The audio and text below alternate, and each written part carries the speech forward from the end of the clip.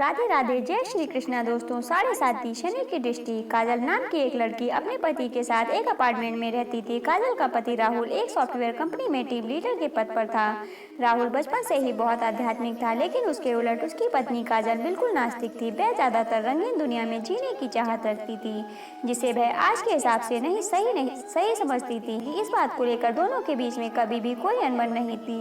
दोनों अपने जीवन में बहुत खुश थे। एक दिन सुबह सुबह राहुल टीवी में धार्मिक कार्यक्रम देख रहा था, जिसमें साढ़े साती काल के बारे में बताया जा रहा था। उसी समय काजल चाय नाश्ता लेकर आती और राहुल के बगल में बैठकर चाय पीने लगती है, और थोड़ी ही देर में वह राहुल से चाय पीते हुए कहती है, क्या सुबह से बोर कर रहे हो? और उसी समय टीवी का रिमोट उठाकर चैनल बदल देती है। राहुल को काजल का बर्ताव अच्छा नहीं लगता। वह काजल से कहता है, क्या तुम साढ़े साती की महादशा के बारे में कुछ जानती हो? जो तुमने उसे बकवास समझ लिया।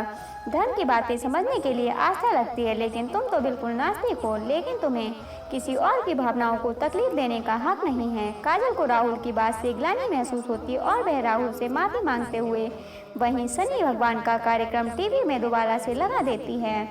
राहुल काजल को बहुत प्यार करता था। वह मुस्कुराते हुए कहता है, अरे कोई बात नहीं, चलो आज शनि मंदिर चलते हैं। वैसे काजल को मंदिर जाने में कोई दिलचस्पी नहीं है, लेकिन वह राहुल का दिल रखने के लिए मंदिर जाने को तैयार हो जाती है। दोनों एक साथ बाइक में मंदिर पहुंच जाते हैं। मंदिर के आसपास बहुत सी छोटी छोटी दुकानें लगी होती हैं। दुकानों में भक्त अपनी अपनी पसंद की चीजें खरीद रहे होते हैं। राहुल प्रसाद खरीदकर मंदिर की तरफ चलने लगता है। वहीं सीढ़ियों पर एक बाबा काले कपड़े पहने बैठे हुए थे। राहुल उनके कटोरे में कुछ पैसे डाल देता है और काजल के साथ मंदिर चला जाता है। मंदिर में शनि भगवान के दर्शन करने के बाद पुजारी से प्रसाद लेकर दोनों सीढ़ियों से नीचे उतरने लगते हैं, और जैसे ही वह नीचे आते हैं वही बाबा काजल को देखकर कहते हैं, बेटी अपना ध्यान रखना। काजल बाबा को प्रणाम करके राहुल के साथ घर आ जाती है। दरअसल बाबा बहुत तेजस्वी थे। उन्होंने काजल को देखते ही महसूस कर लिया था कि उनके ऊपर शनि की दृष्टि पड़ चुकी है, जिससे उसका साढ़े साती शुरू हो चुका है और उसके जीवन में संकट के बादल घिर गए हैं। काजल के घर पहुंचते ही उसके सर में दर्द होने लगता है। काजल राहुल से कहती है, आप थोड़ा मेरे लिए चाय बना दीजिए, मेरे सर में बहुत दर्द है। राहुल काजल के लिए चाय बनाकर ले आता है। राहुल को ऑफिस जाना होता है, इसलिए वह तैयार होकर जल्दी निकल जाता है। काजल घर के काम खत्म करके दोपहर को सो जाती है। शाम को राहुल अपने ऑफिस से घर आता है। काजल तब तक सो ही रही होती है। राहुल काफी देर तक दरवाजा खटखटाता है, लेकिन काजल गहरी नींद में थी। उसे दरवाजे में किसी की आहट सुनाई नहीं दे रही थी। राहुल काजल को फोन लगाता है। फोन की घंटी सुनकर काजल अचानक नींद से जाग जाती है, और जैसे उसे पता चलता है कि राहुल दरवाजे पर खड़ा है, वह जल्दी से जाकर दरवाजा खोलती है। राहुल काजल से प्यार से पूछता है, क्या कर रही थी? इतना टाइम क्यों लग गया? काजल आँख मीचते हुए कहती है, पता नहीं कैसे इतनी ज्यादा नींद लग गई कि आपकी आवाज़ सुनाई ही नहीं दी। राहुल अपना सामान रखकर बाथरूम में फ्रेश होने चला जाता है। उसी समय राहुल के मोबाइल में एक मैसेज आता है। काजल की नज़र अचानक मोबाइल पर पड़ती है। उसमें दिल के निशान के साथ प्यार भरा संदेश दिखाई देता है। मैसेज संदेश देखते ही काजल के रोम रोम में आग लग जाती है, क्योंकि वह अपने पति से बहुत प्यार करती थी, और यदि वह बेवफा निकले तो उसे बर्दाश्त नहीं होगा। काजल की आंखों से आंसू निकल आते हैं। उसी समय राहुल बाथरूम से बाहर निकल आता है। काजल तुरंत उसका फोन रख देती है और अपने आप को काबू में करके अपने कमरे में चली जाती है। वो सोच रही थी कि अगर राहुल उसे खुद इस मैसेज के बारे में बताएगा तो ठीक है, नहीं तो वह इसके बारे में कभी बात नहीं करेगी और उसकी जिंदगी से हट जाएगी। दोनों के प्यार को ग्रहण लग चुका था। साढ़े साती काल ने काजल को अपनी गिरफ्त में ले लिया था। काजल का स्वभाव बदलने लगा था। वह अपने पति पर शक करने लगती है, जिसके चलते उसके रिश्तों में दरार आ चुकी थी।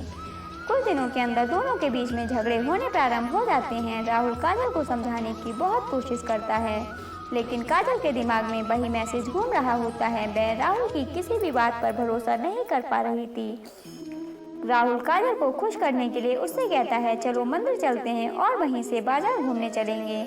आज कुछ कपड़े खरीदते हैं। लेकिन काजल गुस्से में वहां से उठकर चली जाती है। राहुल अकेले ही मंदिर चल देता है। राहुल को दोबारा वही बाबा मंदिर की सीढ़ियों में फिर से दिखाई देते हैं। वह राहुल को देखते ही उसे अपने पास बुलाते हैं। राहुल हाथ जोड़कर बाबा के सामने जाकर खड़ा हो जाता है। बाबा कहते हैं, बेटे तुम्हारे जीवन में संकट दिखाई दे रहा है, क्या तुम ठीक हो? राहुल कई दिनों से काजल से परेशान था। वह बाबा के सामने बैठकर अपनी समस्या बताने लगता है। हालांकि बाबा काजल के साढ़े साती योग के बारे में पहले से परिचित थे, इसलिए वह राहुल को काजल के ऊपर आए हुए संकट के बारे में बता देते हैं और कष्ट से मुक्ति के लिए उपाय बताते हुए कहते हैं कि तुम्हारी पत्नी को शनि भगवान की विशेष पूजा करनी होगी, जिसके बाद वह सामान्य स्थिति में आ जाएगी।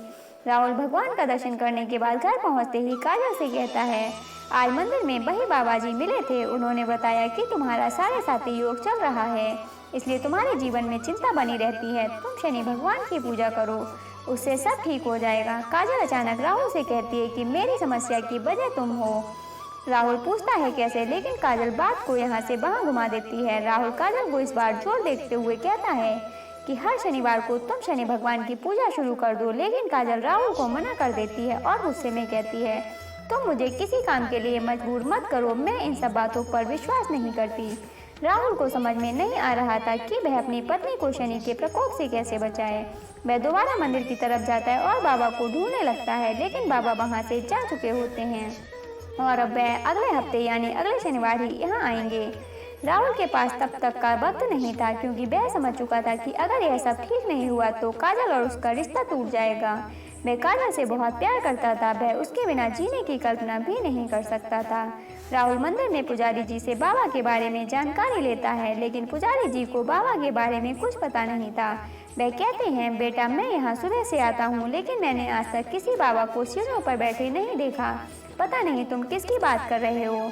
राहुल को ताज्जुब होता है, क्योंकि वह 2 बार बाबा को मिल चुका था। वह शनि भगवान के सामने हाथ जोड़कर कहता है, प्रभु मुझे बाबा से मिलना है। और इतना कहते ही राहुल मंदिर से नीचे उतरने लगता है। अचानक सीढ़ियों में उसके सामने बाबा प्रकट हो जाते हैं और उसे एक शनि भगवान की मूर्ति देते हैं और कहते हैं, इसे अपने घर में रख लेना और इन्हें तेल से स्नान कराना, तुम्हारा कल्याण होगा। और इतना कहते ही बाबा अचानक राहुल के सामने से ओझल हो जाते हैं।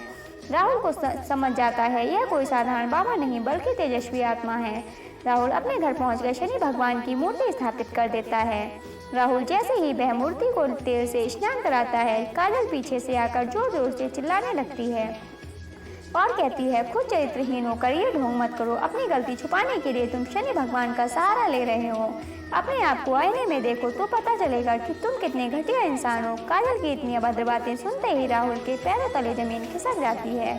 उसने उम्मीद भी नहीं की थी कि काजल उससे कभी इस लहजे से बात करेगी। राहुल शांत स्वभाव का था। वह काजल को शांत करते हुए पूछता है, क्या हुआ काजल, आराम से बात करो। काजल तुरंत उसका मोबाइल लाकर वही मैसेज उसके सामने रख देती है। राहुल काजल से पूछता है, यह क्या है।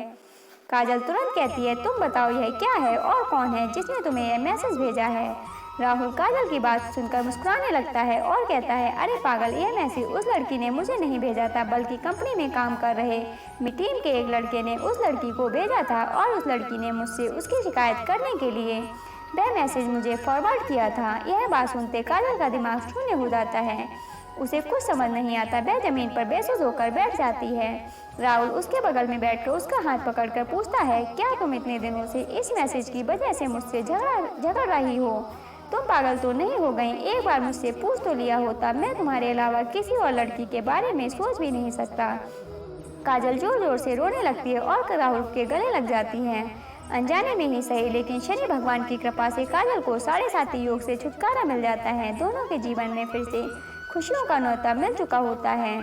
शनि भगवान के विराजमान होते ही दोनों के बीच झगड़े की वजह ही समाप्त हो चुकी थी और उनके जीवन में खुशियों ने फिर से दस्तक देना शुरू कर दिया था और दोनों के जीवन के कष्टों की समाप्ति के साथ ही धर्म की कथा समाप्त भी हो जाती है। तो दोस्तों, इस कहानी के बारे में अपनी राय कमेंट बॉक्स में जरूर बताइएगा। कहानी अच्छी लगी हो तो लाइक और शेयर कीजिएगा।